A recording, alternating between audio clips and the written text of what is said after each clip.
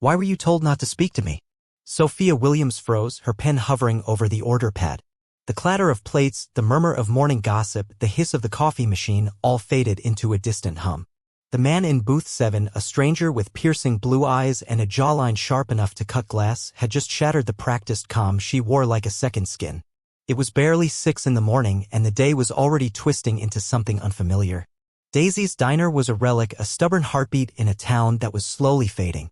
Its neon sign, a tired flicker against the pre-dawn gloom, felt like a metaphor for Sophia's own existence. The checkered floor was worn smooth by countless footsteps, the vinyl booths patched with industrial-strength duct tape, each repair a testament to endurance. It was a place where locals gathered, not just for coffee and greasy eggs, but for the comforting rhythm of shared routines. For Sophia, it was simply where she survived. At 32, Sophia navigated the familiar chaos of the diner with a grace born of necessity. Her dark hair, usually swept into a messy bun, had already begun to escape, soft strands framing a face etched with the subtle lines of exhaustion. Her hazel eyes, warm but perpetually shadowed, held stories she rarely told. She'd been awake since 4:30 a.m., a lifetime before the first hint of sunrise. Her mornings were a frantic ballet, packing Noah's lunch, a dinosaur-themed sandwich because 8-year-old boys needed magic, dropping him at school, then racing to the diner for her shift. Being a single mother meant no margin for error, no room for weakness, just a relentless, bone-deep grind to keep the lights on and, more importantly, to keep Noah's bright, impossible dreams alive. Sophia had once dreamed, too. As a girl, she'd spent hours in her grandmother's kitchen, the scent of cinnamon and warm yeast clinging to her clothes. She'd kneaded dough with small, eager hands, imagining a bakery filled with the aroma of lavender scones and apple tarts, a place where every pastry told a story of hope. But life had a way of crushing dreams, grinding them to dust under the weight of harsh realities. Noah's father, Eric, had promised her forever, a future painted in vibrant hues, only to vanish when Noah was 3, leaving behind a trail of crushing debt, a mountain of medical bills from Noah's early asthma struggles and the bitter taste of betrayal. Now, Sophia poured coffee and served eggs, her smile a carefully constructed facade that hid her scars, her calloused hands, proof of her unwavering resilience. To the regulars, she was dependable, the waitress who remembered their orders without asking. To Noah, she was his hero, the one who tucked him in with stories of stars and spaceships even when her own sky felt dark. To herself, she was a survivor, one step from breaking but too stubborn to fall. Across the country, in a world of gleaming glass towers and private jets, Benjamin Carter was a name that inspired awe and, for many, a quiet dread. At 40, he was a billionaire tech mogul, his empire built on the intricate algorithms of artificial intelligence and the clean promise of green energy. His sharp jawline, the piercing intensity of his blue eyes, made him a media obsession, but his personal life remained a tightly sealed vault. Ben had clawed his way to the top from a Brooklyn slum, a place where survival meant outsmarting everyone. Drug dealers, street gangs, even his own crippling fear. He'd learned to rely only on himself, forging a ruthless drive that left no room for sentiment. Now he thrived on control, his cold demeanor a shield against a world he'd learned never to trust. Yet, beneath the layers of wealth and power, a ghost of his past lingered, a boy who'd once believed in loyalty, not leverage. Ben was in this nowhere town under an alias, Jonathan Reed, for a secret project. His latest venture, a chain of community-driven cafes, required him to understand the everyman to capture the authentic pulse of small-town life. So, he traded his Bentley for a rental sedan, ditched his custom Rolex, and stepped into Daisy's Diner, seeking to blend in, to observe. The bell above the door had announced his arrival, and for a fleeting moment, the room had stilled, a ripple of curiosity passing through the regulars.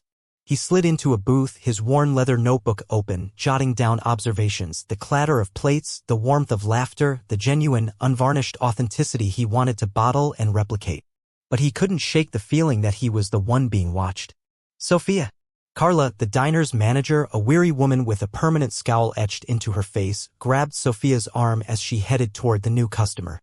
"That's Jonathan Reed," Carla whispered, her voice sharp as a blade. "Big shot investor. Word is he's got a temper that'll burn this place down. Serve him. Keep your mouth shut and don't give him a reason to notice you. Just don't engage." Sophia nodded, her stomach tightening into a knot. She'd dealt with tough customers before, drunk truckers, entitled suits, even the occasional local loudmouth, but Carla's warning carried a weight she couldn't ignore. There was a desperate edge to Carla's voice, a fear of losing what little they had. Sophia approached the booth, her notepad steady despite the tremor in her chest. "Good morning," she said, her voice calm, practiced. "What can I get started for you?" Ben looked up, expecting another faceless server, another blank slate. But Sophia stopped him cold. Her smile was professional, a customer service reflex, but her eyes told a different story. Exhaustion, yes, but also a fierce defiance, a spark of something unbroken. It was a look he recognized from his own past, from the mirror. "Coffee, black?" "2 eggs over easy with toast," he said, his tone clipped but not cruel. As she scribbled, he noticed her hands, worn with chipped nail polish, the hands of a fighter, like his mother's had been, like his own before wealth had erased the evidence. As Sophia turned to leave, Ben's curiosity flared, a rare spark in his usually pragmatic mind. "Why were you told not to speak to me?" he asked, his voice softer now, almost daring her to answer. Sophia froze again, her pen hovering midair. The question pierced her armor, catching her completely off guard. It was too specific, too perceptive. "I wasn't," she lied, her voice faltering, betraying her. "It's just a busy morning." She hurried away, her heart hammering against her ribs. Why had he asked that? And why did it feel like he'd seen her? Really seen her, in a way no one had in years. Ben couldn't stop watching her. Sophia moved through the diner like a quiet storm, refilling coffees, bantering with regulars, wiping down tables with an efficiency that spoke of years spent in survival mode. But it was the details that truly hooked him, the way she tucked a stray strand of hair behind her ear, the fleeting sadness in her smile when she thought no one saw, the almost imperceptible flinch when Carla's sharp voice cut through the diner's hum. She was carrying a burden, a heavy, invisible weight, and he found himself wanting to know why. When she returned with his food, he tried again. "You didn't answer me," he said, his tone light but insistent. "Why the warning? I'm just a guy eating eggs." Sophia set the plate down, her lips pressing into a thin line. She wasn't supposed to engage, but his eyes, sharp, curious, not unkind, disarmed her. "It's not personal," she said quietly, glancing around to ensure Carla wasn't watching. "My manager is just cautious. You're not from here, and people talk. They say you're some investor. Maybe trouble." Ben's mouth twitched, almost a smile. Trouble? His alias, Jonathan Reed, had been in town less than a week, and already the rumors were spinning. "What kind of trouble?" he asked, leaning forward, his voice low, inviting. Sophia hesitated, then met his gaze, a gaze that had made countless people like her feel invisible. "The kind that makes people like me dispensable," she said, her voice barely a whisper. She turned away, but not before he caught the flicker of defiance in her eyes, a spark that reminded him of himself back when the world had tried to crush him. Over the next week, Ben became a regular, always in Sophia's section. He didn't push too hard, but he asked questions, drawing out her story like a thread from a tapestry. Slowly, cautiously, she began to unravel it for him.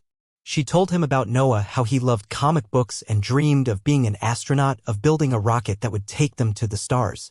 She shared how she'd been 19 when she got pregnant, how Eric had promised her a future before leaving her with nothing but debt and a toddler. She admitted her dream of a bakery, a place where she could bake her grandmother's recipes, lavender scones, apple tarts, cinnamon rolls, and carve out a life beyond scraping by. But dreams, she sighed, were luxuries, and Sophia had none to spare. Each conversation cracked Ben's carefully built walls. He'd buried his past, his mother's endless shifts, the hunger that clawed at him as a kid, the relentless fight to escape the grime of his youth. Sophia's story was a mirror, reflecting the boy he'd been before wealth numbed him, before success hardened him. Her strength, her refusal to break, stirred something he hadn't felt in years, empathy. He saw her not just as a waitress, but as a fighter, someone who deserved more than life had given her. He realized his community-driven cafe project was a shallow pursuit compared to the genuine grit he saw in her. Sophia felt the shift, too. Ben wasn't like the other customers. He listened, truly listened, without pity or judgment. When he asked about her life, it wasn't small talk, it was like he was searching for something in her answers. She caught herself looking forward to his visits, to the way his quiet presence made the diner's harsh fluorescent lights feel less oppressive. But she kept her guard up. Men like him, rich, powerful, always had an angle. One morning, as she poured his coffee, he asked, "What's stopping you?" "The bakery? I mean, why not chase it?" She laughed, a bitter, hollow sound. "Money, time, trust. Life doesn't hand out second chances to people like me. Not when you're already drowning." Ben's eyes darkened, not with pity, but with resolve. "What if it did?" he said, his voice low, almost a challenge. Sophia's breath caught. For a fleeting moment, she let herself imagine it. A bakery, her own space, filled with the scent of hope. A future for Noah, his laughter filling a home that wasn't falling apart at the seams. But reality snapped her back with a cold, hard slap. "It doesn't," she said, turning away. "Not for me." Ben spent the next few days researching Sophia using his vast resources discreetly. He learned about her crushing debts, medical bills from Noah's chronic asthma, credit cards maxed out to cover rent and groceries. He discovered her reputation. Coworkers called her reliable, customers adored her warmth and genuine kindness. She was the real deal. Someone who'd fought every single day and still found a way to smile, to keep going. His cafes needed people like her, authentic, resilient, with a story that could inspire. But this wasn't just business anymore. For the first time in years, Ben wanted to help someone, not for profit, not for a strategic advantage, but because he saw himself in her struggle. He saw the boy he'd been, desperate for a hand up, yearning for a chance. The next time he came to the diner, he was ready. When Sophia brought his coffee, he didn't waste time. "I have a proposal," he said, his voice steady, his gaze unwavering. "I want to fund your bakery. I'll cover everything: rent, equipment, marketing. I'll mentor you, help you build it. You'd be in charge, Sophia. This is your dream, not mine." Sophia nearly dropped the coffee pot. "What?" she whispered, her eyes wide with disbelief. "Why would you do that? You don't even know me." "I know enough," Ben said, leaning back, his expression calm. "I see you. The way you work, the way you fight for your son. You've got the skills, the heart. You just need someone to believe in you." She shook her head, stepping back, a defensive wall rising within her. "I don't take handouts, especially from strangers. People don't just give you things like that." Her voice trembled, not with hope, but with an old, familiar fear. She'd been burned too many times, by Eric, by family who'd turned their backs when she needed them most, by a world that seemed to punish dreamers. Trust was a wound that hadn't healed, a raw, throbbing ache in her chest. Ben didn't push. He understood. He slid a card across the table. His real name, Benjamin Carter, scrolled elegantly on it, along with a number. "Think about it," he said, his voice softer. "This isn't charity. It's a partnership. You'd run the show." Sophia didn't touch the card until he left. That night, alone in her cramped apartment after Noah was asleep, she Googled his name. Her breath caught, a sharp gasp in the quiet room. Benjamin Carter wasn't just an investor. He was the Benjamin Carter, a billionaire, a titan who could buy her entire town without blinking. Why was he here, pretending to be Jonathan Reed? Why her? The offer felt like a fairy tale. And fairy tales, she knew, always had a catch. For days, Sophia wrestled with the offer. It was everything she dreamed of: a bakery, a future for Noah, a chance to breathe. But it was too perfect, too dangerous. She'd learned to survive by keeping her guard up, by expecting disappointment. What if Ben wanted control? What if he was using her for some game she couldn't see, a social experiment for his new cafe chain? She lay awake at night, picturing Noah's face if she could give him stability, a home where the heat wasn't cut off in winter, a life where he didn't have to see the worry in her eyes. But trust was a leap she wasn't sure she could make. Ben kept coming to the diner. His presence was steady but not overbearing. He brought small, thoughtful gestures: a book on entrepreneurship, a toy rocket for Noah, a new blend of coffee he thought she might like. He shared more of his own story, too. He'd grown up in a neighborhood where hope was a myth, where his mother worked 3 jobs just to keep him fed. He'd built his empire to escape that life, to ensure he'd never be powerless again, but success, he admitted, had cost him his humanity. "I forgot how to connect," he confessed one morning, his voice raw. "You remind me what it's like to care about something real." Sophia saw it then, the man behind the wealth. Ben wasn't just a billionaire.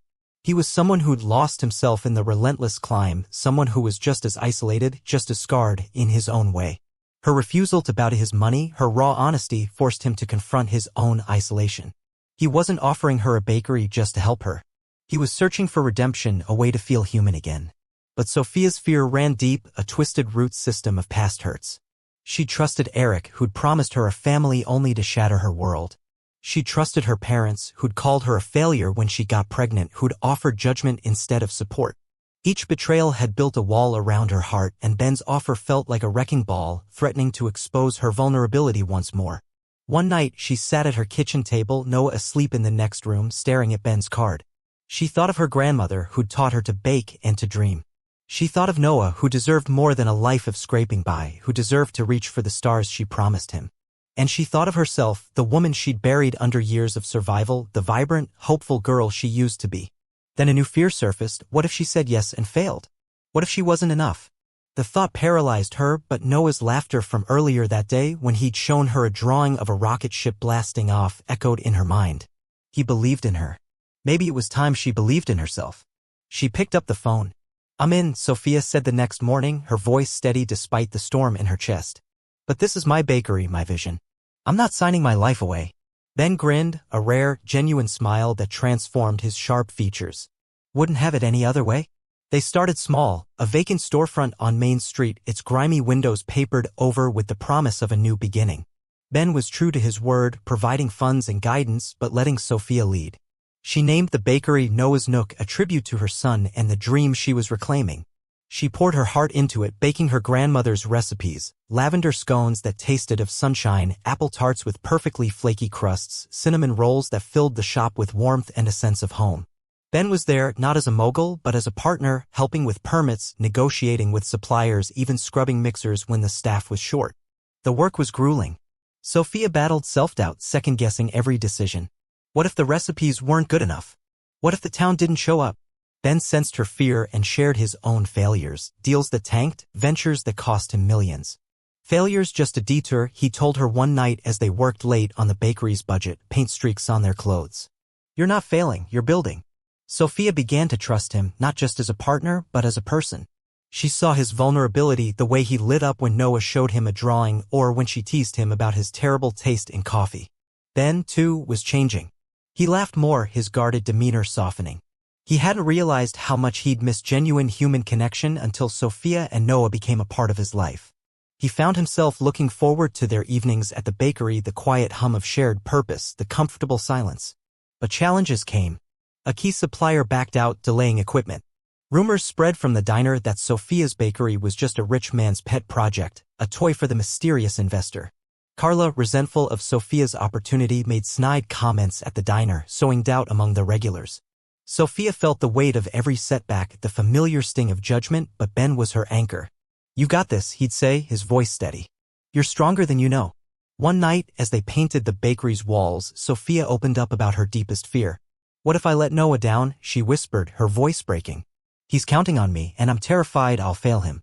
Ben set down his paint roller, his eyes soft with understanding. "You won't," he said. "You're not just doing this for Noah. You're doing it for you. And that's what makes you unstoppable." Sophia nodded, tears stinging her eyes for the first time in front of him. She believed him.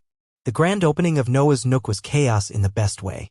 Locals packed the shop, raving about Sophia's pastries. Noah darted through the crowd, handing out samples, his pride in his mom brighter than the morning sun. Ben stood in the corner, watching Sophia shine, her face flushed with joy and triumph.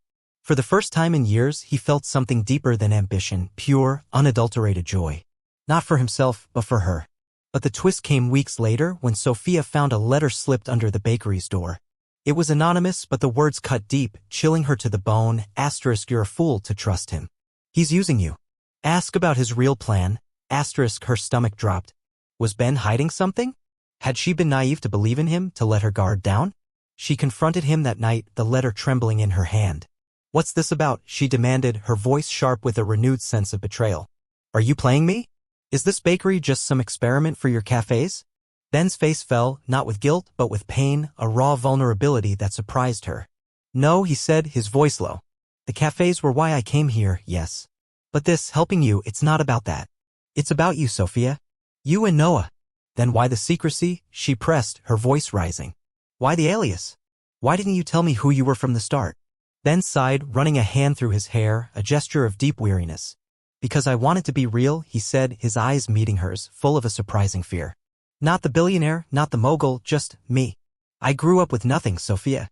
I know what it's like to be invisible, to be dismissed because of where you come from. When I saw you, I saw someone who deserved to be seen. But I was afraid if you knew who I was, you'd see the money, not the man." Sophia's anger faltered. She saw the truth in his eyes, the fear, the genuine vulnerability. But the anonymous letter had planted a seed of doubt, and the scars of her past were still too fresh. She needed time. "I need to know I can trust you," she said, her voice softer now, but firm. "Not just for me, but for Noah." Ben nodded, his gaze unwavering. "I'll prove it," he said. "Whatever it takes." The real twist wasn't the letter or Ben's identity. It was Sophia's realization that her biggest challenge wasn't the bakery or even Ben's intentions. It was her own fear of trust. The scars of betrayal had kept her heart locked away for years. She had built walls to survive, but they had also become her prison. To move forward, to truly embrace the life she was building, she had to tear them down, not just for Ben, but for herself. Ben proved himself in the weeks that followed. He tracked down the letter's source, a jealous competitor and old rival of Carla's who had seized the opportunity to stir trouble. Ben handled it quietly, discreetly, without dragging Sophia into the drama. He shared his detailed business plans for his cafe chain, showing her that Noah's Nook was a separate entity, a project born of his genuine belief in her, not a strategic acquisition. He spent evenings with Noah, helping with homework, teaching him to code simple games, patiently explaining the intricacies of rocket propulsion. He was there not as a billionaire but as a man who cared, who showed up, who was present. Sophia watched her walls crumbling brick by painful brick. She saw Ben's heart, the way he laughed at Noah's jokes, the way he stayed late to help her balance the books, the quiet pride in his eyes when a customer praised her baking. She saw his flaws too, his stubbornness, his struggle to truly let go of control, the occasional flash of his old, ruthless self. But those flaws made him human, not a fairy tale prince.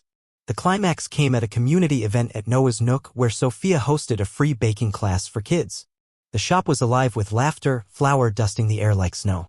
Noah was at her side, his eyes bright as he helped a younger kid shape dough into clumsy stars.